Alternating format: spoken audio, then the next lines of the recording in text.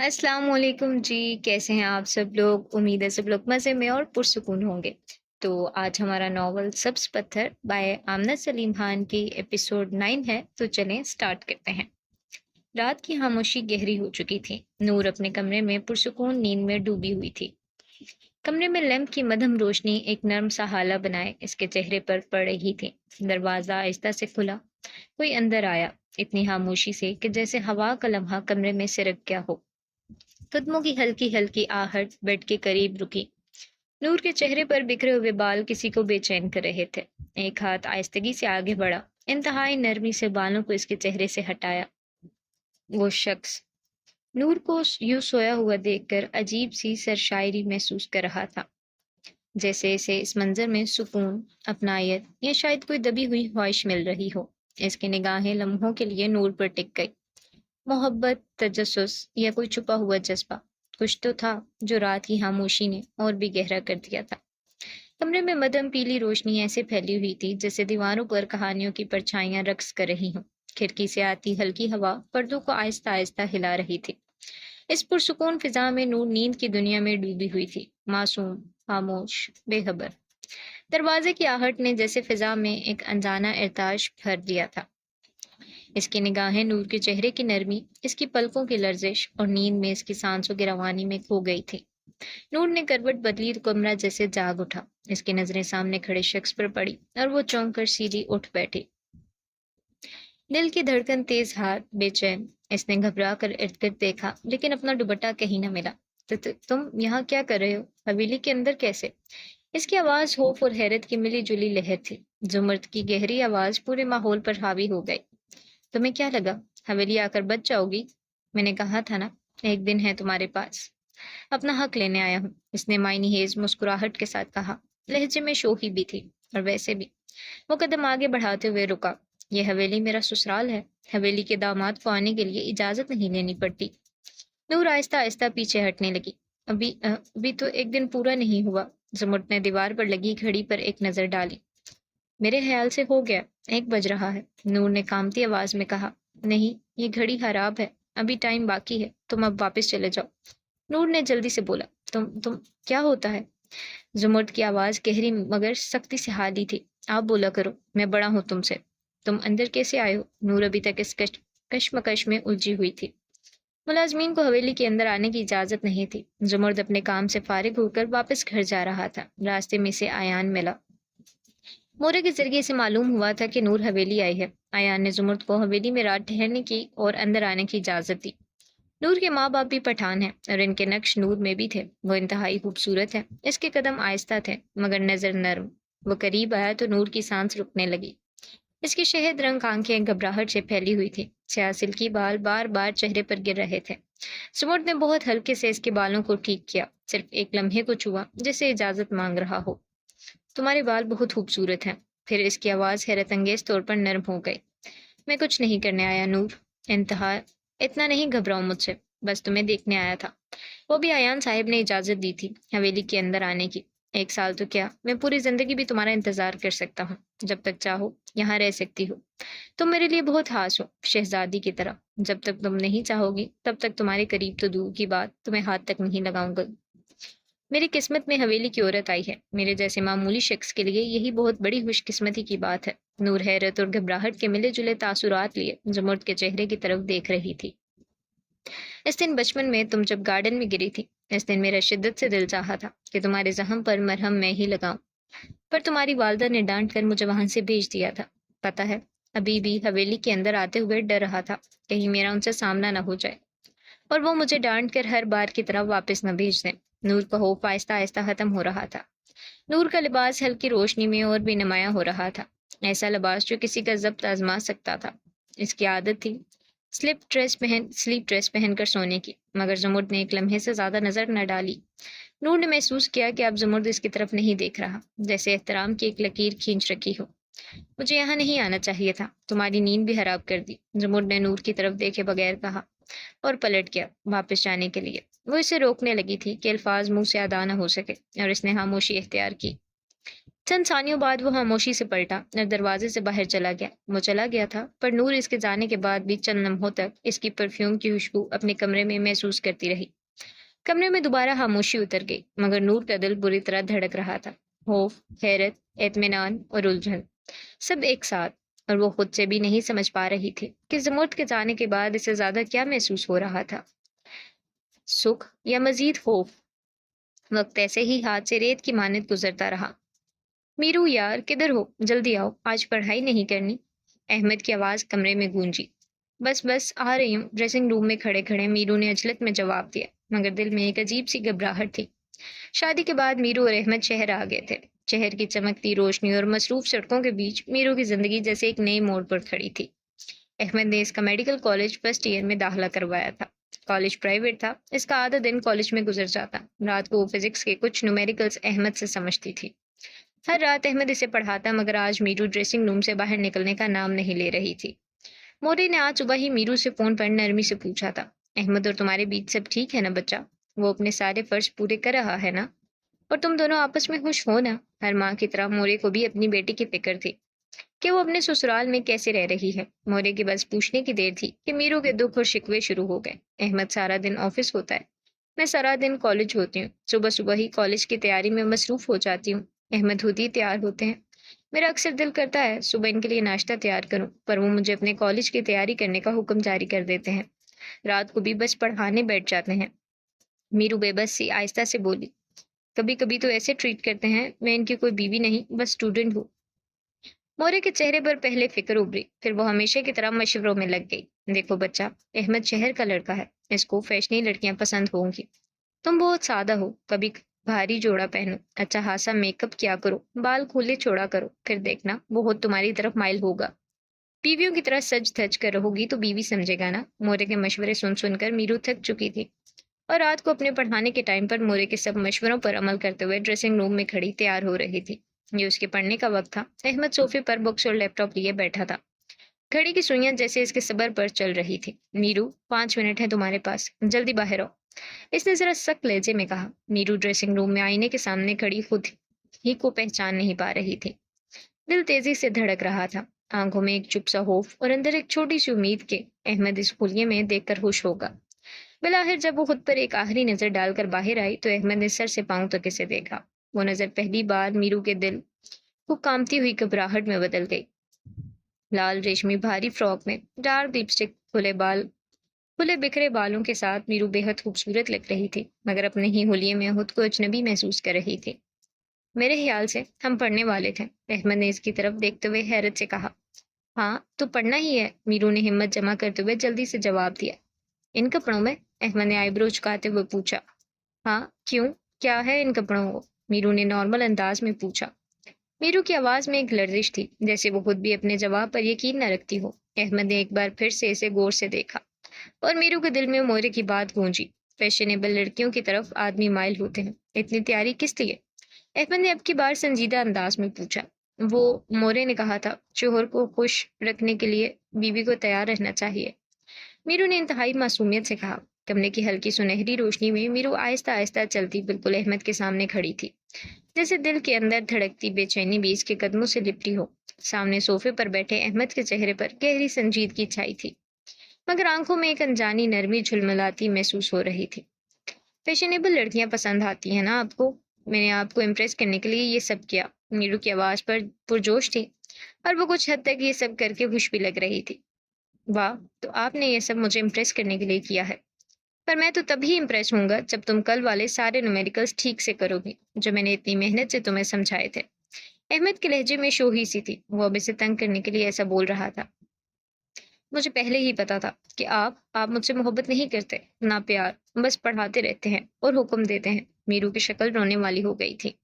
अहमद के माथे पर हैरत और दुख की एक हल्की सी शिकन उभरी। तुम्हें किसने कहा कि मैं तुमसे मोहब्बत नहीं करता? मीरू की आंखें नम सी हो गई। मैंने खुद महसूस किया, आप मेरी तरफ गौर से नहीं देखते। हमारी शादी को 1 साल और 3 माह हो गए, अभी तक हमारा कोई भी लम्हा ऐसा नहीं गुजरा जिससे तन्हाई में मैं सोचकर खुश हो सकूं। मीरू ने रूठे रूठे लहजे में कहा। अहमद ने आह भरी, जैसे दिल बरसों से रखी बात आखिरकार जुबान तक लाने का हौसला पा चुका हो। मीरू, मुझे तुमसे बहुत ज्यादा मोहब्बत है, बस मैं समझता था तुम अभी छोटी हो। میرے मोहब्बत के इज़हार को समझ नहीं सकोगी। मैं चाहता था कि तुम्हारी पढ़ाई पूरी हो जाए, ताकि हमारा रिश्ता, तुम्हारी ज़िंदगी, तुम्हारे करियर के रास्ते में रुकावट न बने। मैं तुम पर अभी बच्चों की ज़िम्मेदारी नहीं डालना चाहता। अहमद ने दो टोक अंदाज में साफ सीधी बात की। मीरू ने रुख फेर लिया और ड्रेसिंग रूम की तरफ वापस जाने के लिए मुड़ी। मीरू, रुको। अहमद ने इसे पीछे से आवाज़ दी। मीरू के कदम वहीं थम गए, पर इसने मुड़कर नहीं देखा। नाराज़ नहीं हूँ, शायद तुम मेरी बात समझी नहीं, अहमद ने नरमी से कहा। आपने तो कभी तारीफ ही नहीं की। आपकी तारीफ करने से मेरी पढ़ाई पर क्या असर होगा? मीरू ने संजीदा अंदाज में पूछा। कितनी देर लगाकर इतने दिल से मैं आपके लिए तैयार हुई, तो क्या हुआ अगर एक लिपस्टिक थोड़ी ज्यादा डार्क हो गई है? जल्दी जल्दी में ऐसे ही मेकअप होता है, पर मैंने बहुत खुशी से आपके लिए किया था। वो हफा हफा से लहजे में गिले शिकवे कर रही थी। अहमद के होंठों पर हल्की सी गर्म गर्म जोश मुस्कुराहट उठी। क्योंकि तुम मुझे सादगी में सबसे ज्यादा अच्छी लगती हो। ये मेकअप तुम्हारी मासूमियत को छुपाता है। चलो हल्का सा मेकअप करके आओ, फिर देखना तारीफ भी करूंगा दिल से। अच्छा ठीक है, मीरू ने कहते हुए वॉशरूम की तरफ चली गई। कुछ देर बाद मीरू वापस आई। इसके चेहरे पर मेकअप नाम का कोई निशान न था, सिर्फ ताज़ा नर्म शिफाफ मासूमियत। अहमद ने इसे बैठने का इशारा किया। वो सामने आई तो जैसे लम्हा एकदम ठहर गया। अब तुम मेरी तरफ देखो, अहमद ने धीरे से कहा। तुम्हारी सब्ज आंखें, सब समुंदर की गहराई जैसी, सब्ज पुरसुकून, मगर कितनी बातें छुपाए हुए। मुझे तुम्हारी आंखों से और तुम्हारी मासूमियत से बहुत मोहब्बत है। वो खुले दिल से इजहार कर रहा था। मीरू की सांस रुकी सी गई। अहमद की नजरें मजीद नरम हुई। मीरू नजरें झुकाकर शर्माने लग गई। अहमद इस हसीन मंजर को अपनी आंखों में कैद करने लगा। सुबह हवेली में नाश्ते की मेज पर सब लोग जमा थे। अयान, अलीजे, मोरे और फुप्पो। दादाजी हमेशा की तरह अपने कमरे में नाश्ता करते थे। नूर आज भी कमरे से बाहर ना आई। शायद टूटे दिल का बोझ इसे सबसे दूर रखे हुए था। फातिमा तो अब तक सो रही थी। इस स्कूल से आज छुट्टी है। इसी दौरान पुप्पो की भारी आवाज में छुपी हबकी खामोशी को चीरती हुई उभरी। अयान बेटा, तुमने अपनी मर्जी से नूर का इस नौकर से निकाह कराया। हमने एक लफ्ज नहीं कहा। मैं तब सदमे में थी। इसकी गलती इतनी बड़ी भी नहीं थी। कम अकल बची है। तुम्हारा कम से कम इस नौकर से जुमुर्द का निकाह नहीं करवाना चाहिए था। पुप्पो ने शिकवा करते हुए कहा। पुप्पो प्लीज, क्या आप ये मौजू बंद कर सकती हैं? मैं इस बारे में कोई बात नहीं करना चाहता, अयान ने बेजारी से कहा। मैंने जो किया बिल्कुल सही किया, और वो इसी की ही मुस्तहिक थे। कमरा एक बार फिर अजीब सी कश्मकश से भर गया, जैसे हर दीवार पर फैसलों के बोझ की गूंज लटकी हो। अच्छा, तो तुम्हें लगता है तुमने ठीक किया है? पुप्पो ने सदमहरी से कहा और एक बार फिर एहतजाज किया। 2 दिन से वो यहाँ हवेली बैठी है और तुम समझते हो तुमने ठीक किया? हरगिज नहीं। पुप्पो की आवाज में तलखी, दुख और गुस्से का वो इम्तजाज था जो मेज पर रखे बर्तनों तक को लर्जा गया था। मगर अयान, वो हंसपे मामूल खामोश बैठा नाश्ता कर रहा था, जैसे दिल में उठती हलचल को जब्त की मुट्ठी मोटी दीवार के पीछे कैद कर रखा हो। अलीज़ा भी खामोशी से नाश्ता कर रही थी। जरगुना बहन, पहले नाश्ता कर लो, फिर बात करते हैं, मोरे ने पुप्पो को नरमी से समझाते हुए कहा। नहीं, नहीं करना है मुझे नाश्ता। अपनी बेटी को तो इतने अमीर लड़के से शादी की, और मेरी बेटी की एक नौकर से।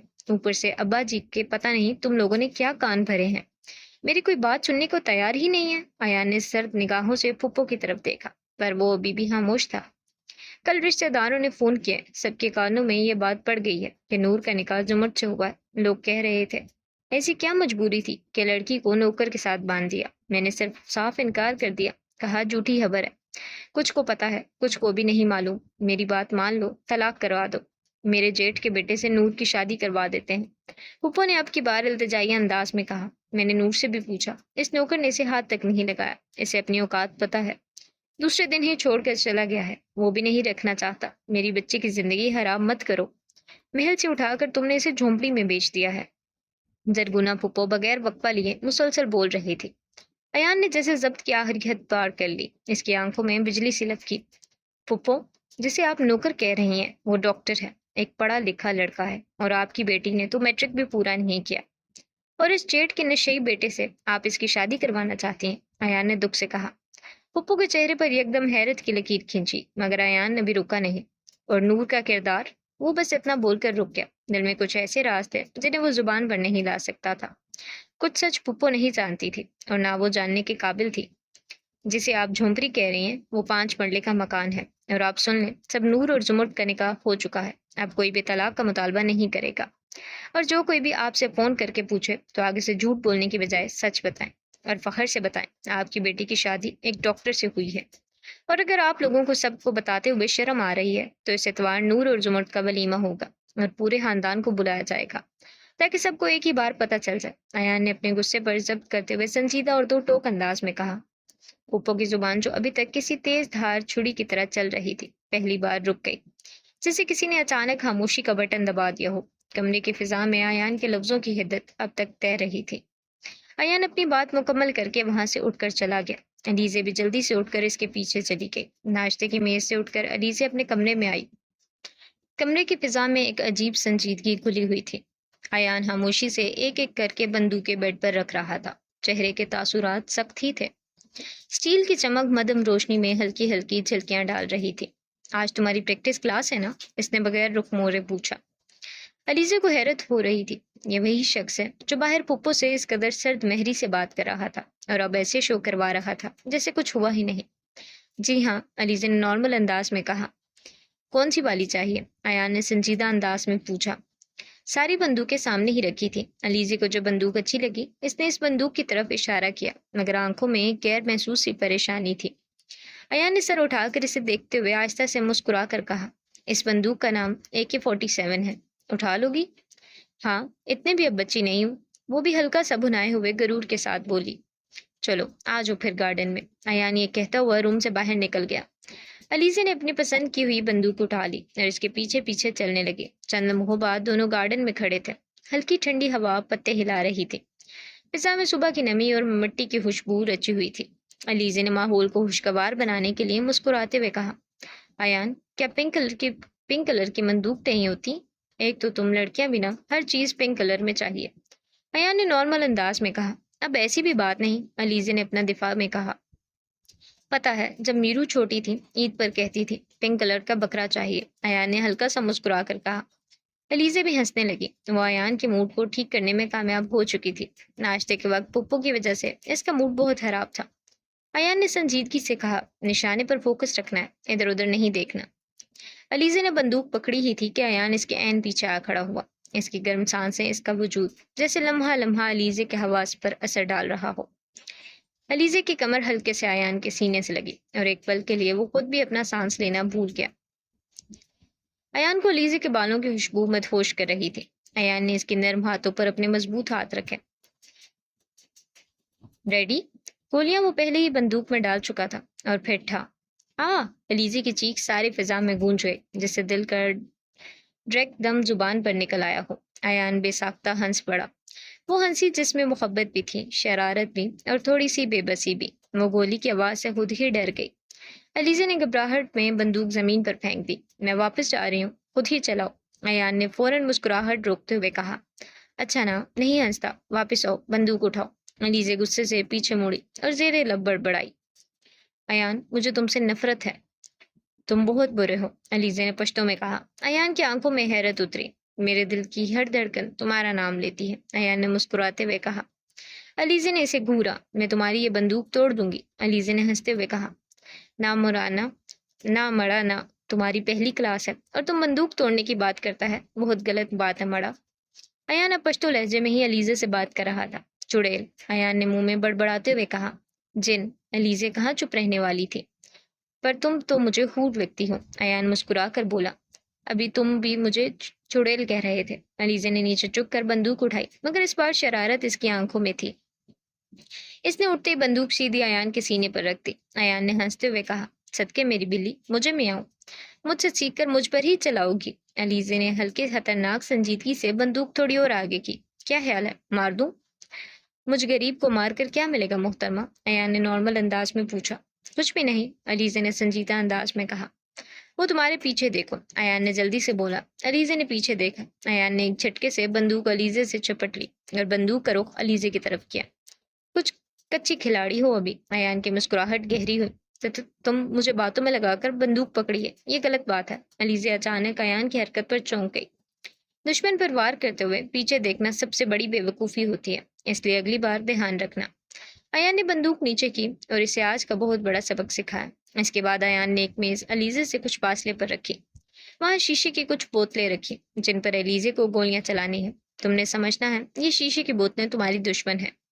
اچھا ٹھیک ہے، علیزے نے نارمل انداز میں کہا۔ علیزے پچھلے 2 دنوں سے گلالائی اور مورے کے ساتھ بیٹھ کر پشتو سیکھ رہی تھی اور اب اسے کچھ کچھ سمجھ بھی آنے لگی تھی، پر ابھی بھی اکثر پشتو بولتے ہوئے وہ پشتو کی ٹانگیں توڑ دیتی تھی۔ ایان کو علیزے کی ٹوٹی پھوٹی پشتو بہت پسند تھی۔ نرم دھیمے لہجے میں بولے گئے لفظ اب اس کے لبوں پر روانی سے اترنے لگے تھے۔ کبھی وہ خود بھی حیران رہ جاتی کہ بھلا زبان اتنی جلدی کیسے دل میں گھر کر گئی، اور اتنی مشکل زبان یہ سب لوگ کیسے اتنی آسانی سے بول لیتے ہیں۔ کچھ دیر پریکٹس کے بعد وہ لوگ واپس اندر آ گئے۔ اندر آتے ہی علیزے اپنے کمرے کی طرف چلی گئی، مگر ایان رک گیا۔ صحن میں روشنی پھیلائے سورج کی کرنیں مورے کے چہرے پر پڑ رہی تھی۔ ایان قریب گیا تو محبت سے مسکرا دی۔ مورے، میرا دوست علی آ رہا ہے، گیسٹ روم کی صفائی کروا دیں، ایان نے نارمل انداز میں کہا۔ مورے نے آنکھیں سکیڑ کر پوچھا، بیٹا مردان خانے نہیں جائے گا وہ؟ ایان نے ہلکا سا ہنستے ہوئے کہا، نہیں مورے، خاص دوست ہے، احمد جیسا۔ اچھا بیٹا، ابھی کرواتی ہوں، مورے نے پیار سے کہا۔ ایان صفائی کا کہہ کر وہاں سے چلا گیا۔ وہ اس کو جاتے ہوئے دیکھتی رہی، دل ہی دل میں اپنے بیٹے کو دعا دیتی رہی۔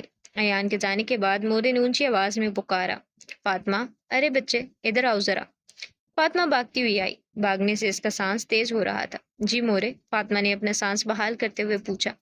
ایان کا مہمان آنے والا ہے، گللائی کے ساتھ مل کر مہمان آنے کی صفائی کرواؤ، فاطمہ منہ بنا کر بڑبڑائی۔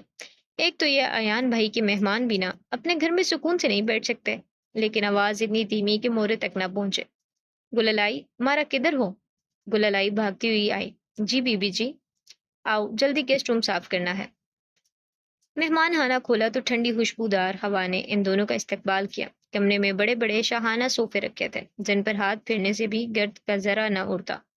مہرون مخمل کا قالین فرش پر بچھا تھا جیسے کسی پرانے قلعے کی شان ہو۔ دیواروں پر لگی پٹھانوں کی روایتی بندوقیں اور ان کے بیچ ہتاتی سے سجی ہوئی پینٹنگز جن میں پہاڑ، تلواریں اور پشتون روایات بولتی محسوس ہوتی تھی۔ حویلی کا یہ حصہ بہت خاص اور خوبصورت تھا۔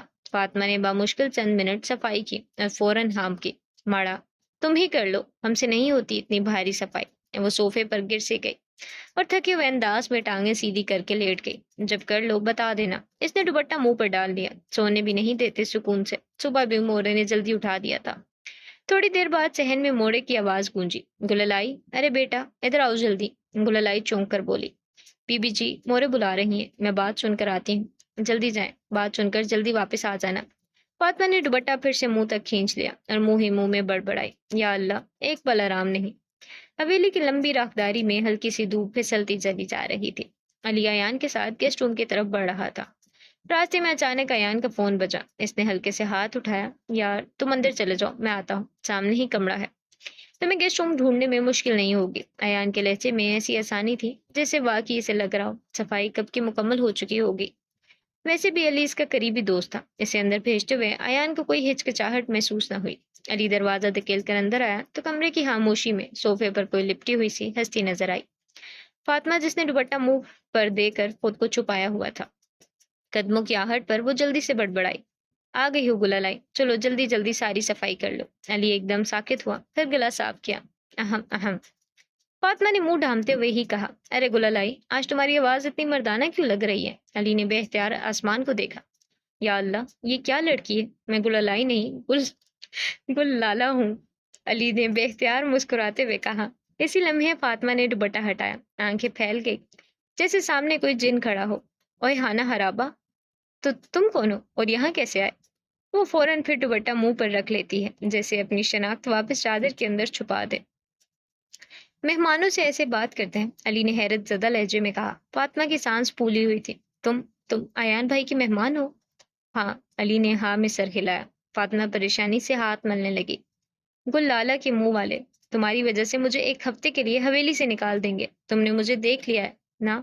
علی نے کندھے اچکائے، دیکھ لیا ہے مگر کسی کو نہیں پتا، پھر سزا کس بات کی؟ فاطمہ 2 لمحے کھڑی سوچتی رہی، پھر معصومیت سے بولی، ہاں یہ تو میں نے سوچا ہی نہیں تھا، میرے خیال سے آپ کو اب یہاں سے چلے جانا چاہیے، ایان آنے والا ہوگا، اس نے آپ کو یہاں دیکھ لیا تو سچ میں سزا مل جائے گی، علی نے سنجیدہ انداز میں کہا۔ ہاں جاتی ہوں، فاطمہ نے جلدی سے صفائی والا کپڑا پکڑا اور ایسے دوڑی جیسے اس کے پیچھے کوئی ہونہار جانور لگا ہو، صرف دوپٹہ پیچھے لہراتا رہ گیا۔ تھوڑی دیر بعد ایان اندر آتے ہی مسکرا کر بولا، کیسا لگا ہمارا مہمان خانہ؟ انتہائی خوبصورت، علی نے صوفے پر بیٹھتے ہوئے کہا۔ سب سے پہلے مجھے میری بھابھی اور بانجے سے ملنا ہے، علی نے پرجوش انداز میں کہا۔ تو بلا کر لاتا ہوں۔ کچھ لمحوں بعد دروازے کی اوٹ سے علیزے نمودار ہوئی۔ احان کو ایان نے اپنی گود میں پکڑا تھا، بڑی سی پٹھانی چادر میں لپٹی ہوئی، جس پر شیشوں کی ہلکی چمک روشنی کو چھو کر چمک رہی تھی۔ اس نے خود کو اب اتنی کلائی سے ڈھانپا تھا کہ بس چھوٹا سا چہرہ نظر آ رہا تھا۔ ایان نے احان کو علی کی جانب بڑھایا۔ علیزے نے دروازے کے پاس رک کر ہلکی سی مسکراہٹ کے ساتھ سلام کیا۔ السلام علیکم علی بھائی۔ کمرے کی فضا میں ایک لمحے کو نرمی سے اتری۔ علی نے بھی ہنستے ہوئے جواب دیا، وعلیکم السلام بھابی۔ تو وہ آپ ہیں جس نے اس شیر کے منہ میں ہاتھ ڈالا تھا، علی نے شرارتی انداز میں کہا۔ علیزے نے اپنے ہاتھ کو شوہی سے جھٹکا، جیسے اب بھی تکلیف ہو۔ ارے بھائی، 3 دن تک میرے ہاتھ میں درد رہا تھا آپ کے اس پتھر جیسے دوست کو تھپڑ مارنے کے بعد۔ واقعی پتھر ہے آپ کا دوست۔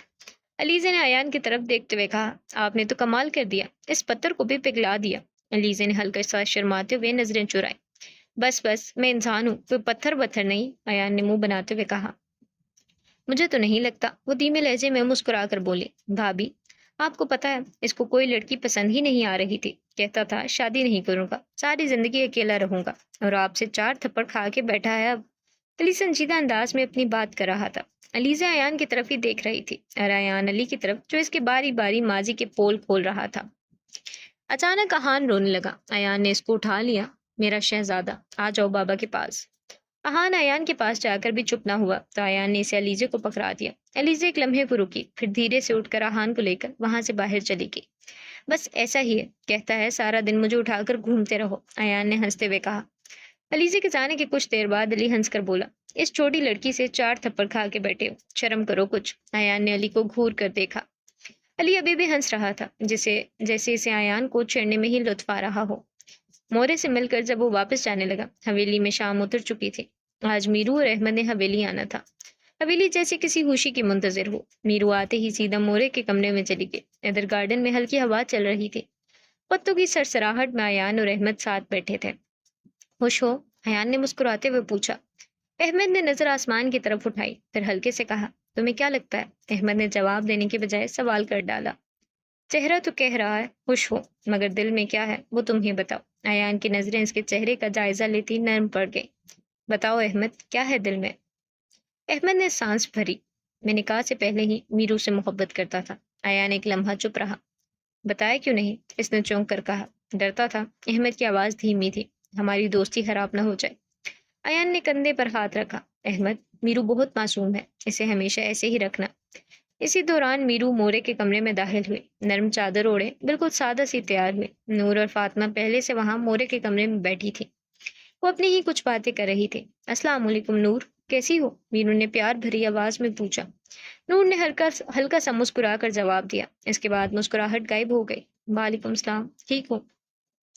میرو کو اب بھی ایان اور نور والے اصل واقعے کا کچھ علم نہیں تھا، اسے صرف نکاح کا پتہ تھا، لیکن وہ بھی ایسا جیسے کسی نے بس سرسری بتایا ہو۔ البتہ نور نکاح کے بعد سے وہ بالکل بدل سی گئی تھی، ایک خاموش، سنجیدہ، سہمی ہوئی سی لڑکی بن گئی تھی۔ جب بھی اس کے ذہن میں زمرد کا سایہ سوبر تھا، اس کے جسم پر جیسے برف پھیل جاتی، ہاتھ ٹھنڈے، دل بے چین، اور آنکھوں میں وہ پرانی چمک کہیں گم ہو چکی تھی۔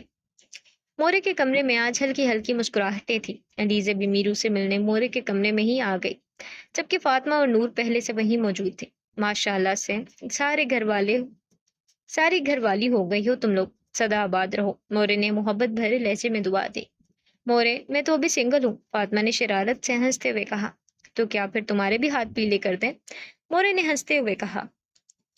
ارے ارے صبر، مجھے ابھی نہیں کرنی شادی وادی، پہلے پڑھنے دے سکون سے، فاطمہ نے ناک سکیڑ کر جواب دیا، اور سب ہنس پڑے۔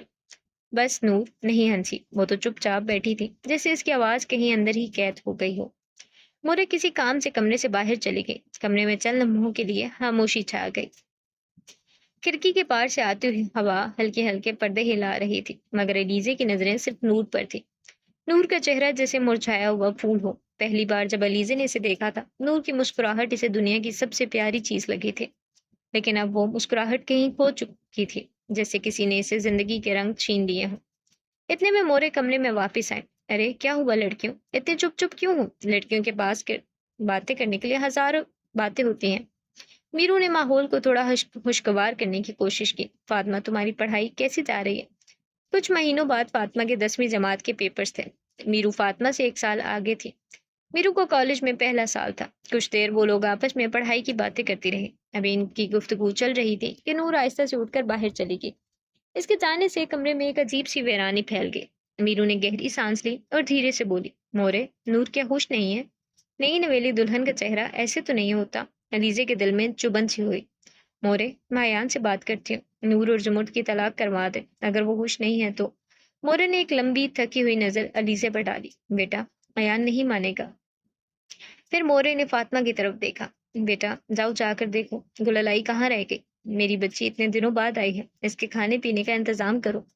فاطمہ جلدی سے اٹھ کر باہر چلی گئی اور کمرے میں وہی ادھورا سا سکوت باقی رہ گیا، جیسے سب کچھ ٹھیک ہوتے ہوتے کہیں رک گیا ہو۔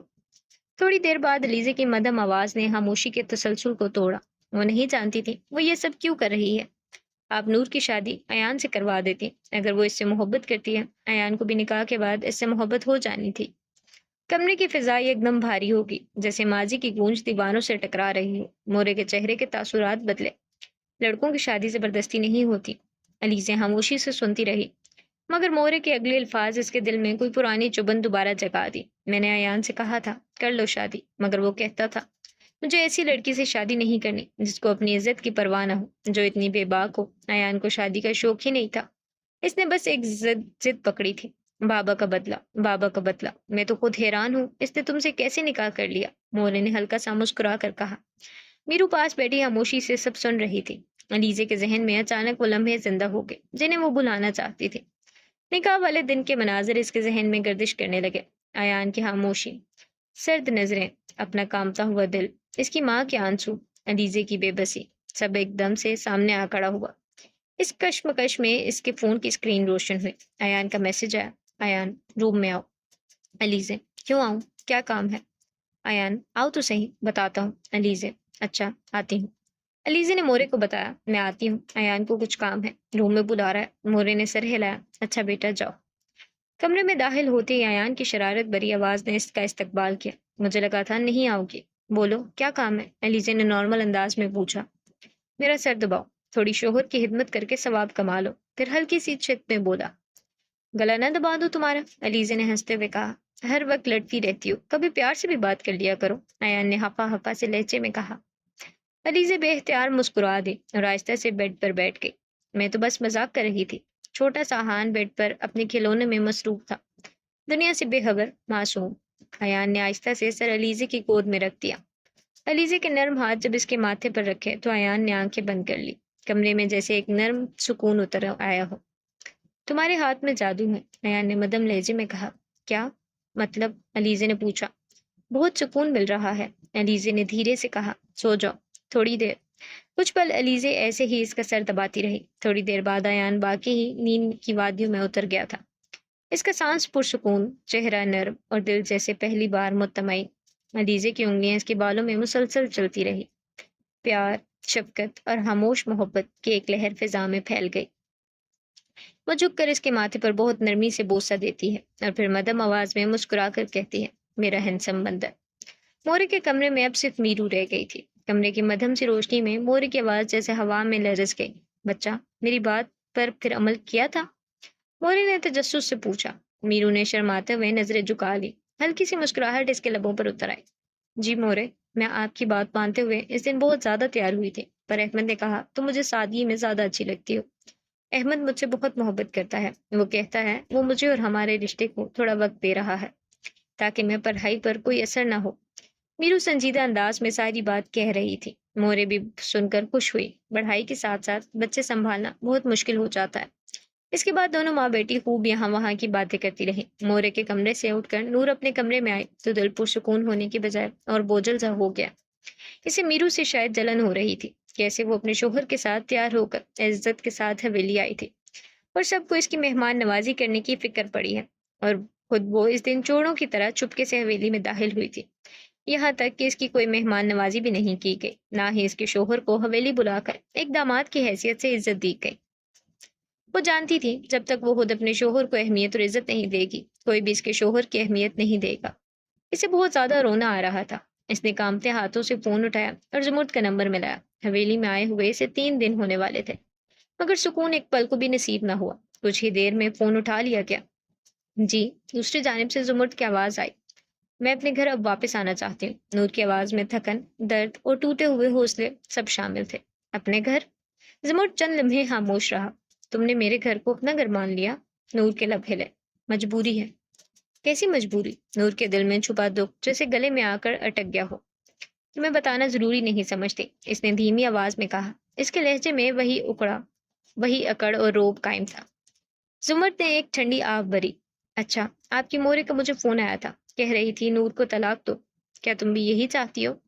जुमर ने संजीदा अंदाज में पूछा। नूर के वजूद में जैसे बिजली दौड़ गई। नहीं, मुझे तलाक नहीं चाहिए।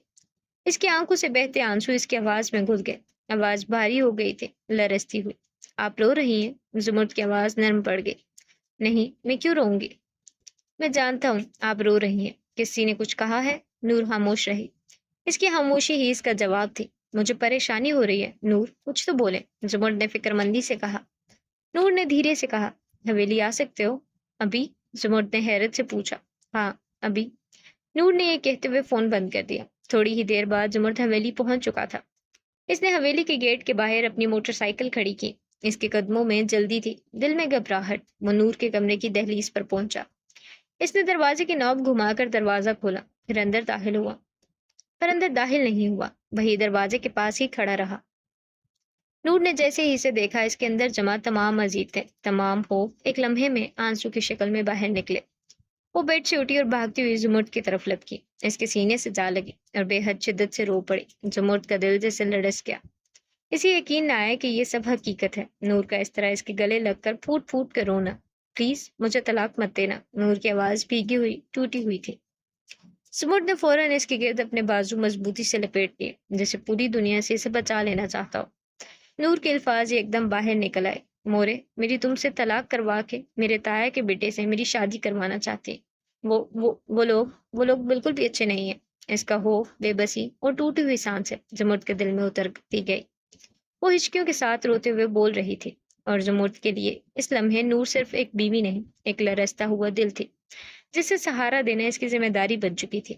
जब मैं छोटी थी तब उसने मेरी बाजू पर गरम जलती हुई सलाख रख दी थी, जैसे मैं कोई इंसान नहीं, बस कोई चीज हूँ जिस पर इसकी मलकियत हो।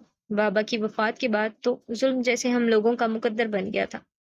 एक दिन नाना जान हमसे मिलने आए तो मंजर देखकर इनकी सांसें रुक सी गई। दादी किसी बात पर मोरे को बेदर्दी से मार रही थी। मोरे की चीखें, इसकी आंखों से बहते आंसू, वो लम्हे आज तक कानों में गूंजते हैं। मेरी मोरे पहले ऐसी नहीं थी। उन्होंने अपने ससुराल वालों का बहुत जुल्म बर्दाश्त किया है। अब वो खुद दादी जैसी जालिम औरत बन गई है। इनको मेरी कोई परवाह नहीं है। बचपन में जब भी मैं कभी गिरती थी या कोई गलती करती थी, प्यार से समझाने के बजाय हमेशा मारती थी। अगर गलती फातिमा या मीरू की हो तब भी मुझे ही डांटती थी। कहती थी, वो बच्चियां हैं, तुम बड़ी हो ना। नाना जान ने हमें वहां से अपने साथ हवेली ले आए, मगर मेरा पीछा इस इंसान ने फिर भी नहीं छोड़ा। वो स्कूल आता, गली के मोड़ पर खड़ा रहता, मेरी तरफ ऐसी नजरों से देखता कि होप मेरी हड्डियों तक जा बैठता। मैंने डर कर स्कूल जाना छोड़ दिया। मुश्किल 9 जमातें पढ़ी। मैंने मोरे को बहुत बार बताया, वो मेरी नहीं सुनती थी। इसने मुझे बहुत ज्यादा डराया था। बहुत चाहती थी कि सब कुछ अयान को बता दूं, मगर मोरे मुझे रोक देती थी। कहती थी अयान कुछ नहीं कर सकता। मैं अयान से शादी करना चाहती थी, क्योंकि इसकी मौजूदगी में मुझे पहली बार लगा था कि शायद मैं भी महफूज रह सकती हूँ। मुझे बस एक मुहाफिज चाहिए था। वो अक्सर मुख्तलिफ नंबर से कॉल करके मुझे परेशान करता था। जब मेरी तुमसे शादी हुई, मैं यही सोचकर तुम्हारे घर चली गई कि शायद कोई है जो मेरे लिए खड़ा हो सकता है। मोरे ने भी सिर्फ यही चाहा कि मेरी शादी मेरे ताए के बेटे से हो जाए, क्योंकि इनको जायदाद का लालच है। वो शख्स जो अपनी दरिंदगी के लिए पूरे इलाके में मशहूर था। जमुर्द ने अपने हाथ की मुठियां सख्ती से बंद की थी। वो इसके सीने से लगी अपने सब दुख इसके सामने खोल कर रख रही थी। इसके दुखों का गवाह ये कमरा भी था। इस कमरे की हवा भी जैसे गमगीन हो गई थी। जमुर्द को लगता था इसकी जिंदगी बहुत मुश्किल है, पर इसे अब एहसास हुआ इसकी बीवी ने इससे भी ज्यादा गम अपनी जिंदगी में देखे। हमारे बाबा की हवेली जो आज भी ताया लोगों के कब्जे में है। अयान ने हिम्मत करके केस भी किया, मगर वो लोग रिश्वत देकर केस जीत गए। मोरे की ख्वाहिश है कि वो हवेली वापस इनको मिल जाए, मगर ताया ने शर्त रखी है, पहले अपनी बेटी यानी मेरा निकाह करो मेरे बेटे से। वो बेटा जो इंसान कम जंगली ज्यादा है। जुमुर्द ने नूर की गाल पर आए आंसू साफ किए और आंखों में देखा और कहा, तुम सिर्फ जुमुर्द की हो, अब रोना बंद करो। आज से मैं तुम्हारी हिफाजत करूंगा, पर जिसने तुम पर जुल्म किया है मैं उसे देख लूंगा। اس کی آواز میں ایسا یقین، ایسی طاقت تھی کہ نور کو یقین ہو گیا تھا۔ یہی وہ شخص ہے جو اس کی حفاظت کر سکتا ہے۔ مجھے تمہارے ساتھ جانا ہے، یہاں سب لوگ مجھے عجیب نظروں سے دیکھتے ہیں، گھٹن ہوتی ہے مجھے۔ نور لرزتی آواز میں بولی۔ زبور نے فوراً کہا، ٹھیک ہے چلتے ہیں۔ عورت تو بس وفا، محبت اور عزت چاہتی ہے۔ جس شخص سے اسے یہ دو چیزیں مل جائیں وہ وہی کی ہو جاتی ہے۔ ہر عورت دولت پر نہیں مرتی، کچھ عورتیں دل کے سچے لمس کو پہچانتی ہیں۔ رسول اللہ صلی اللہ علیہ وآلہ وسلم نے فرمایا، عورت کو پسلی سے پیدا کیا گیا ہے اور اس میں سب سے زیادہ ٹیڑھا حصہ اوپر کا ہوتا ہے۔ اگر تم اسے سیدھا کرنا چاہو گے تو توڑ بیٹھو گے، اور اگر فائدہ اٹھانا چاہو گے تو اسی ٹیرے پن کے ساتھ اٹھاؤ۔ یہی عورت کی نزاکت، اس کی فطرت اور اس کی خوبصورتی ہے۔ اگلی صبح سورج نرم سنہری کرنوں کے ساتھ حویلی کے صحن میں اترا۔ ہلکی سی ٹھنڈک، چائے کی خوشبو اور گرم پراٹھوں کی مہک نے فضا کو خوشگوار بنا دیا۔ سب ایک ساتھ ناشتہ کر رہے تھے، مورے، پپو، فاطمہ، ایان، علیزے، احمد، میرو، نور اور زمرد بھی۔ ایان نے زمرد کو کل رات پھر سے حویلی روک لیا تھا۔ کھانے کی میز پر سب لوگ بیٹھے تھے، برتنوں کی ہلکی کھنک، کھانسی کی مدم لہریں اور روایتی کھانے کی خوشبو پورے ماحول میں گھل رہی تھی۔ پپو کو زمرد کا سب کے ساتھ بیٹھ کر ناشتہ کرنا بالکل پسند نہیں آ رہا تھا۔ نور آج خوشگوار موڈ میں نظر آ رہی تھی، بالکل نئی نویلی دلہن کی طرح، معمول سے ہٹ کر تیار بھی ہوئی تھی۔ علیزے نے چپکے سے ایان کی طرف دیکھا۔ دونوں آمنے سامنے بیٹھے تھے، لیکن نظروں کا کھیل کسی کو محسوس نہیں ہو رہا تھا۔ سب ناشتہ کرنے میں مصروف تھے۔ علیزے نے آہستہ سے ایان کو آنکھ ماری تو ایان نے ہونٹوں میں مسکراہٹ چھپا کر دونوں ہاتھ کانوں تک لے جا کر شرارت سے توبہ توبہ کہا۔ آواز انتہائی مدم تھی۔ علیزے کا دل ایک لمحے کو دھڑک کر رہ گیا، جیسے اس ہلکی سی شرارت نے پوری محفل کا رنگ بدل دیا ہو۔ علیزہ مسکرانے لگی۔ ولیمے میں 2 دن رہ گئے تھے، اس لیے اسے حویلی کے ہر کونے میں مصروفیت رقص کرتی پھر رہی تھی۔ ولیمے کا انتظام حویلی کے گارڈن میں ہی تھا۔ سب ولیمہ کی تیاری کے متعلق باتیں کر رہے تھے۔ فاطمہ کو اسکول سے لیٹ ہو رہی تھی، وہ ناشتہ کر کے اپنے کمرے میں تیاری کرنے چلی گئی۔ ناشتے کے بعد سب اپنے اپنے کاموں میں مصروف ہو گئے۔ ایان صبح ہی ناشتے کے بعد شہر کے لیے نکل چکا تھا۔ ولیمے کی تیاری کے لیے اسے کچھ سامان خریدنے شہر جانا پڑا۔ وہ سارا انتظام خود سنبھال رہا تھا۔ گاڑی کے شیشے سے گزرتے مناظر دھندلے ہوتے جا رہے تھے کہ اچانک اسے علی کی کال آ گئی۔ اس نے کال اٹھا کر فون اسپیکر پر لگایا۔ بولو کیپٹن صاحب، کیسا لگ رہا ہے پاکستان آ کر؟ ایان نے خوشگوار انداز میں پوچھا۔ یار پاکستان تو آ گیا ہوں، پر اب بور ہو رہا، پتہ نہیں ایک عجیب سی بے سکونی ہے، علی نے سنجیدہ انداز میں کہا۔ علی کی ساری فیملی امریکہ ہی رہتی تھی، یہاں وہ اکیلا ایک فلیٹ میں رہ رہا تھا۔ ایان نے مسکرا کر کہا، خیر تو ہے بیٹا؟ علی کی خاموشی کچھ گہری تھی۔ خیر ہی تو نہیں لگ رہی مجھے، علی نے منہ بناتے ہوئے کہا۔ پڑ گئے نا عشق کے چکر میں، ایان نے ہنستے ہوئے کہا۔ توبہ کرو توبہ، عشق اور میں؟ Ali, not possible. Ayan, everything is possible in this world right? Ayan نے لمحہ بھر سوچا، خاموشی میں جیسے کسی کا چہرہ ابھرا ہو۔ اسے اپنا ماضی یاد آیا، وہ بھی تو یہی کہتا تھا، عشق، محبت، ایان شامیر خان کو نہیں ہو سکتا۔ اچھا بتاؤ کیا ہوا ہے، کیوں بے سکون ہو؟ ایان نے سنجیدہ انداز میں پوچھا۔ یار وہ میری ٹیم ممبر زوبی ہے نا، علی کچھ بولتے بولتے چپ ہوا، جیسے سوچ رہا ہو کیسے بات شروع کروں۔ ہاں کیا ہوا ہے اسے؟ ایان نے سنجیدہ انداز میں پوچھا۔ چائے کے کپ سے بھاپ نکل کر ہوا کا حصہ بن رہی تھی۔ علی اپنے فلیٹ کے ایک کمرے میں کھڑکی کے پاس کرسی رکھ کر بیٹھا تھا۔ کھڑکی کے باہر سورج کی سنہری روشنی پھیلی ہوئی تھی۔ علی کرسی کے بازو پر کونی ٹکائے بیٹھا تھا، جیسے کسی بہت بھاری سوچ نے اس کے وجود کو تھام رکھا ہو۔ بتاؤ اب کیا سین ہے، کیپٹن زوبیہ کو کیا ہوا ہے؟ ایان نے تجسس سے دوبارہ پوچھا۔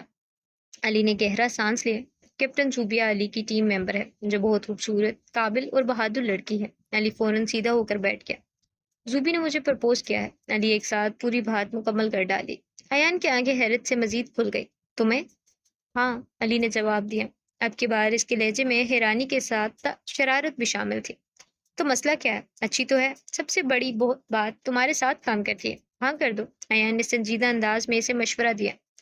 وہ ساتھ ساتھ ڈرائیونگ بھی کر رہا تھا۔ علی کرسی سے ٹیک ہٹاتے ہوئے بولا، میں کنفیوز ہوں، وہ تھوڑی آزاد خیال ہے اور حد سے زیادہ میچور بھی، تھوڑی ڈومیننٹ ٹائپ ہے۔ مطلب دیکھو کچھ لڑکیاں ہوتی ہیں نا کہ ہر چیز میری ہی مرضی سے بس ہو، مجھے تو ذرا معصوم سی لڑکی پسند ہے۔ علی نے اپنا موقف بیان کیا۔ میری والی کو تو میچور کا میم بھی نہیں پتا، ایان نے ہنستے ہوئے کہا۔ علی ہنس پڑا۔ تمہاری والی کی تو بات ہی الگ ہے، ویسے لڑکی میں دم ہے۔ ایان نے ناک سکوڑی۔ کیا دم ہے؟ میڈم نے بندوق چلائی اور خود ہی گولی کی آواز سے ڈر گئی۔ یہ کہتے ہوئے وہ خود بھی ہنس پڑا۔ کس نے کہا اسے بندوق دو؟ جتنی جذباتی ہے روز ایک بندہ پھڑکا کے آ جائے گی۔ ماحول ایک دم ہلکا ہو گیا، لیکن علی کے چہرے پر ابھی بھی وہ ہلکی سی سنجیدگی باقی تھی۔ اچھا ایسا کرو، جو میں نے گاؤں میں اسکول بنوایا ہے نا، ادھر چکر لگاؤ، بچوں کو اپنے کارنامے سناؤ، موٹیویشن ملے گی انہیں اور تمہارا موڈ بھی بہتر ہو جائے گا۔ ایان نے خوشگوار انداز میں کہا۔ علی نے نرم مسکراہٹ کے ساتھ جواب دیا، مجھے اپنی تعریف خود کرنے کی ضرورت نہیں، کوئی اور کرے تو اچھا لگتا ہے۔ ایان نے شرارتی انداز میں مسکرا کر کہا، تو زوبی کو لے جاؤ ساتھ۔ علی نے ہلکے سے سوچتے ہوئے کہا، اچھا سوچتا ہوں۔ یہ کہتے ہوئے اس نے فون بند کر دیا۔ پھر اس نے تھوڑی دیر بعد کیپٹن زوبی کو کال کی۔ اس کی آواز نرم بھی تھی اور تھوڑی بے ساختہ بھی۔ Hello captain Zubi. دوسری طرف سے چنچل سی ہنسی آئی۔ ہیلو کیپٹن علی، کیا حال ہے؟ ٹھیک ہوں، آج مجھے ایک جگہ وزٹ کرنا جانا ہے، میرے ساتھ چلو گی؟ علی نے خوشگوار انداز میں آفر دی۔ ہاں ضرور چلتے ہیں، زوبی نے خوشی سے کہا۔ اور یوں وہ دونوں راستے میں نکل پڑے۔ راستے میں وہ لوگ زوبی کے پرپوزل پر بھی بات کرتے رہے۔ پھر کیا سوچا ہے آپ نے؟ زوبی نے سنجیدہ انداز میں پوچھا۔ وہ فرنٹ سیٹ پر ہی بیٹھی تھی۔ کس بارے میں؟ علی نے سامنے کی طرف دیکھتے ہوئے پوچھا۔ شادی، زوبی نے کہا۔ مجھے تھوڑا وقت چاہیے، علی نے نرمی سے کہا۔ کتنا؟ زوبی نے سنجیدہ انداز میں کہا۔ نہیں معلوم، علی نے مختصر جواب دیا۔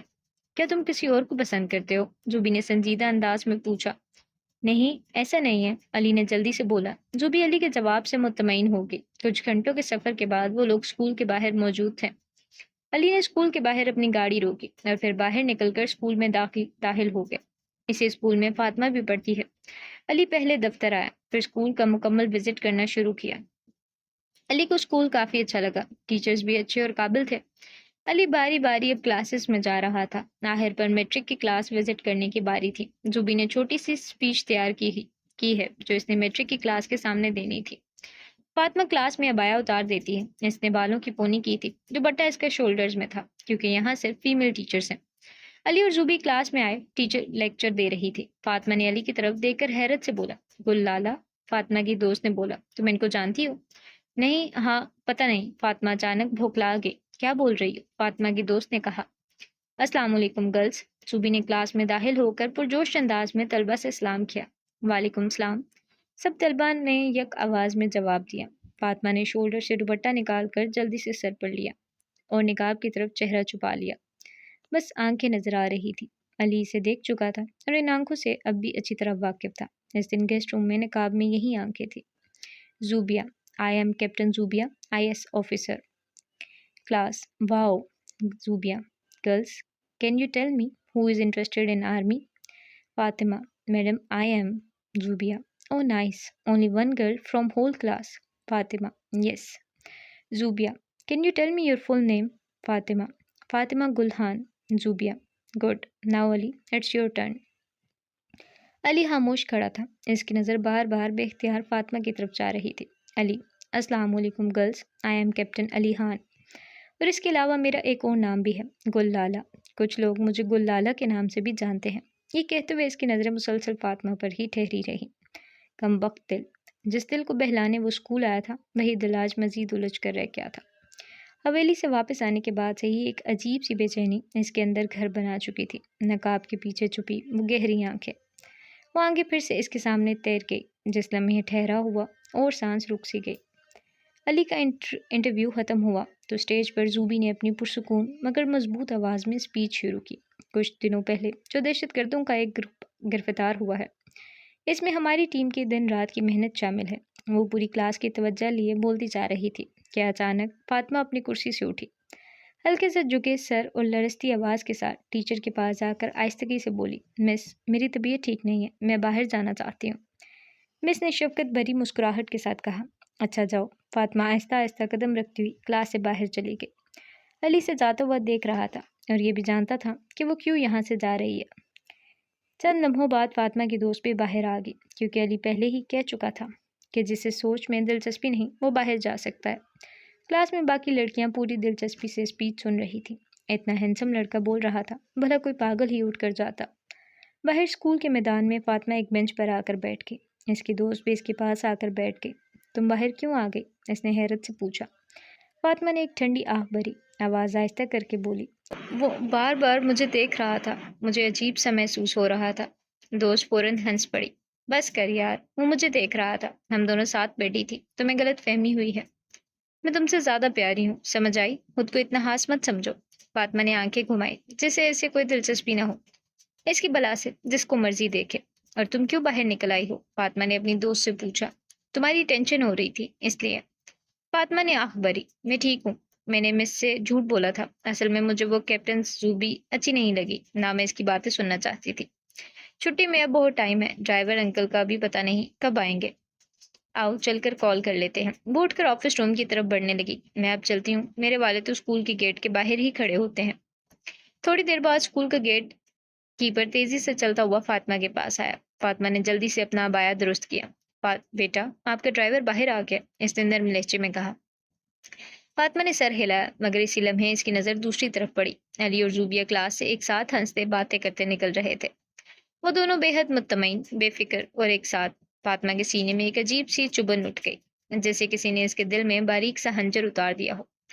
इसने नजरें फौरन फेर ली। वो जल्दी से तेज तेज कदम उठाती स्कूल से बाहर आ गई और फिर गाड़ी में बैठ गई। अली इसे ज्यादा देख रहा था। वो कार में आकर बैठी, दिल न जाने क्यों घबरा रहा था। गाड़ी ने अभी थोड़ा फासला ही तय किया था कि अचानक ठाक की जोरदार आवाज गूंजी। एक लम्हे में गाड़ी झटके से रुकी। अंकल, क्या हुआ? फातिमा के दिल में अनजानी सहमति लहर दौड़ गई। ड्राइवर के जवाब देने से पहले ही फातिमा ने देखा, सड़क के वस्त में एक ब्लैक रंग की कार आकर रुक चुकी थी। अगले लम्हे इस कार से एक नकाबपोश शख्स बाहर निकला। इसके हाथ में चमकती हुई गन थी। दिल दहलाने वाली सर्दी फातिमा की रीढ़ की हड्डी में उतर गई। निकलो बाहर लड़की। इसकी आवाज में गुस्सा, जुनून और इंतकाम टपक रहा था। नहीं नहीं, हमें जाने दें। फातिमा की आवाज लरस गई, मगर रहम इस शख्स के वजूद में कहीं था ही नहीं। अचानक इसने आगे बढ़कर फातिमा के सर पर गन रख दी। सारी दुनिया जैसे लम्हे भर को रुक गई। सांस गले में अटक गया। वो दरिंदा सिफ्त इंसान इसके बाजू से खींचकर इसे जबरदस्ती गाड़ी से बाहर निकाल चुका था। दूसरी तरफ एक और मसल्ला शख्स ड्राइवर के सर पर बंदूक रखकर खड़ा था। जाके अपने अयान शामिर साहिब को बता देना, यासिर वापस आ गया है अपने भाइयों की मौत का बदला लेने। इसने मेरे तीनों भाइयों को मारा था, एक मेरे मामूजाद भाई को। अब इसकी बारी है। इसकी हवेली की इज्जत को पूरे गांव में रुलवा दूंगा। ड्राइवर की आंखें होप से फैल गई। जैसे ही इसे धक्का दिया गया, वो लड़खड़ाता हुआ जान बचाकर भाग गया। बैठो गाड़ी में। फातिमा ने हिचकिचाहट दिखाई तो चिटा एक जोरदार थप्पड़ इसके चेहरे पर पड़ा। आंखों से आंसू छिलकने को थे, मगर होप ने सब कुछ अंदर कैद कर रखा था। मुझे मजबूर न करो, वरना ये सारी गोलियां तुम्हारे जिस्म में उतार दूंगा। फातिमा कांपते हाथों के साथ कार में बैठ गई। दुनिया जैसे धुंधला रही थी। सांस घुट रहा था, दिल बेआवाज चीख रहा था। इधर हवेली में शाम उतर रही थी, पर अयान का फोन मुसलसल बंद था। ड्राइवर ने हवेली पहुंचकर हामते हामते बात सुनाई तो मोरे के कदम लड़खड़ा गए। पूरा घर एक ही जुमले में जम कर रह गया, फातिमा अगवा हो गई है। मोरे के हाथ कांप रहे थे। वो बार बार अयान को कॉल कर रही थी, मगर हर कॉल बेसुध जा रही थी। दिल में अजीब सी घबराहट, जैसे सीने पर कोई बोझ रख दिया हो। इसके जहन में एक ही ख्याल चक्कर गर्दिश कर रहा था, कहीं अयान को भी इन लोगों ने कुछ कर न दिया हो। हर गुजरता लम्हा इसकी परेशानी को मजीद बढ़ा रहा था। इधर पूरे गांव में तूफान मचा हुआ था। लोग दरवाजों पर खड़े चहमगोइयों कर रहे थे, जैसे किसी तेज हवा ने खबर को पूरे गांव में बिखेर दिया हो। हवेली की लड़की किसी लड़के के साथ भाग गई है। रात के 10 बज चुके थे, मगर हवा में बेचैनी अभी तक भटक रही थी। अयान ऑफिस के बड़े शीशे वाले दरवाजे से अंदर दाखिल हो रहा था। इसे अपने ऑफिस में भी कुछ काम था। पहले वो मार्केट गया था। इसे वलीमे के लिए जो जो सामान चाहिए था, इससे पहले वो सब खरीदा। फिर वो अपने ऑफिस आया। आंखें मोबाइल की स्क्रीन पर जमी थी। उंगलियां तेजी से कुछ टाइप कर रही थी। अचानक आगे से आने वाले शख्स से टक्कर हो गई। एक झटका सा लगा और उसका फोन हाथ से फिसलकर फर्श पर जा गिरा। एक ठंडी सी छन की आवाज के साथ इसकी स्क्रीन चकनाचूर हो गई। गलती इसकी अपनी थी, इसलिए इसने कुछ कहे बगैर गहरी सांस ली। वो पहले ही मीटिंग के लिए लेट हो रहा था। मीटिंग खत्म होते ही वो सीधा फोन शॉप चला गया। नया फोन लेते हुए वक्त यूं गुजरा जैसे रेत उंगलियों के बीच से फिसलती जा रही हो। इसी दौरान घर से मुसलसल कॉल जा रही थी, मगर वो नई सिम डालने तक कुछ भी नहीं सुन सका। गाड़ी में बैठकर इसने अपने नए फोन में सिम डाली। जब इसने आखिरकार सिम डाली, घड़ी ने 6 बजने का इशारा दिया। हवेली तक पहुंचने में अभी 4 घंटे बाकी थे। सिम फोन में डालते ही फोन में एकदम से कॉल्स की नोटिफिकेशन की भरमार होने लगी, जैसे हर कॉल चीख चीख कर इसका नाम पुकार रही हो। इसने फौरन मोरे को कॉल की। मोरे की आवाज लहरज रही थी। इसने पूरी बात बता दी। अयान की आंखों में खून उतर आया, जबड़ा बेंच किया। डरपोक, وہ سرد لہجے میں بولا، عورتوں پر وار کرنے والے مرد نہیں ہوتے، اس میں مجھ سے لڑنے کی ہمت نہیں تھی تو میری بہن کو لے گیا۔ غصے کی حدیں پھلانگتے ہوئے اس نے یاسر کے ایک ماموں زاد بھائی کو فون کیا۔ اس کا نمبر پہلے ہی ایان کے پاس سیو تھا۔ دوسری طرف سے فون اٹھا لیا گیا۔ ایان جانتا تھا یہ کام یاسر کا کزن نہیں کر سکتا، وہ اکیلا رہ گیا تھا اور زیادہ طاقتور بھی نہیں تھا کہ ایان کا مقابلہ کرتا، اور وہ یاسر کے ساتھ مل کر بھی کچھ نہیں کر سکتا تھا کیونکہ یاسر کے ہی ایک بھائی نے اپنے ماموں کے بیٹے کو مارا تھا۔ ایان نے یاسر کے کزن کا نمبر ملایا۔ کال اٹھتے ہی دوسری طرف سے زہریلا سا سکوت ٹوٹا۔ کیا چاہتے ہو؟ مجھے کیوں کال کی ہے؟ لہجہ سخت تھا۔ ایان کی آواز فولاد کی طرح سخت تھی۔ یاسر کا نمبر۔ چند لمحوں کی خاموشی، پھر کے لہجے میں پھیلی نفرت۔ تمہارا خواب ہے ایان، یاسر تمہاری بہن واپس نہیں کرے گا۔ سب سے بڑا مسئلہ یہ تھا، ایان نے یاسر کو دیکھا نہیں تھا۔ ایان نے دانت پھینچتے ہوئے الفاظ چبائے، آواز میں زہر گھلا ہوا تھا۔ ابھی اسی وقت یاسر کا نمبر بھیجو۔ پھر ایک لمحے کو روکا اور نگاہیں مزید سرد ہو گئی۔ ورنہ یہ مت بھولنا کہ تمہاری بھی دو بہنیں ہیں۔ میرے آدمی ابھی تمہاری بہن کو اٹھا کر لے آئیں گے اور مجھے یقین ہے تم یہ بالکل نہیں چاہو گے۔ اس کی آواز میں ایسی بے رحمی تھی جیسے دھات رگڑ کر کھا رہی ہو۔ میری بہنوں کو بیچ میں کیوں لا رہے ہو؟ اس نے غصے اور بے بسی کے ملے جلے احساس کے ساتھ کہا۔ سانس تیز ہو چکی تھی۔ مجھے یاسر کا نمبر بھیجو۔ ایان کی آواز اچانک بلند ہوئی، لہجہ پتھر کی طرح سخت، رحم سے خالی۔ اچھا، دیتا ہوں۔ وہ گھبراہٹ میں بامشکل الفاظ جوڑ سکا۔ چند لمحوں بعد ایان کی فون کی اسکرین پر ایک میسج نمودار ہوا۔ ایک نمبر، صرف ایک نمبر، مگر جیسے پوری دنیا اسی میں قید ہو۔ ایان کی آنکھیں اسے دیکھ کر حیرت سے پھیل گئی۔ دل ایک زوردار دھڑکن کے ساتھ سینے سے ٹکرایا۔ نہیں، ایسا نہیں ہو سکتا۔ اس کے ہونٹ کب کب آئے۔ اسے یوں محسوس ہوا جیسے ارد گرد کی فضا دھندلا رہی ہو، سڑک، روشنی، آوازیں سب پیچھے چھوٹتی جا رہی ہوں۔ یہ نمبر، وہ اسے بہت اچھی طرح جانتا تھا۔ یاسر، جو اتنے عرصے اس کے ساتھ رہا، اس کی آنکھوں کے سامنے، اور اسے خبر تک نہ ہوئی۔ اس کا دماغ سن ہونے لگا، جسے کسی نے سوچنے کی صلاحیت چھین لی ہو۔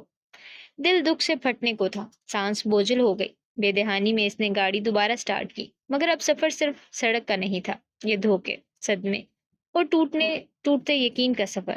یقین جیسے ریت کی طرح مٹھی سے پھسل چکا تھا۔ اس نے ہاتھوں کی مٹھیاں اس قدر زور سے بینچ رکھی تھی کہ انگلیوں کے پورے سفید پڑ گئے۔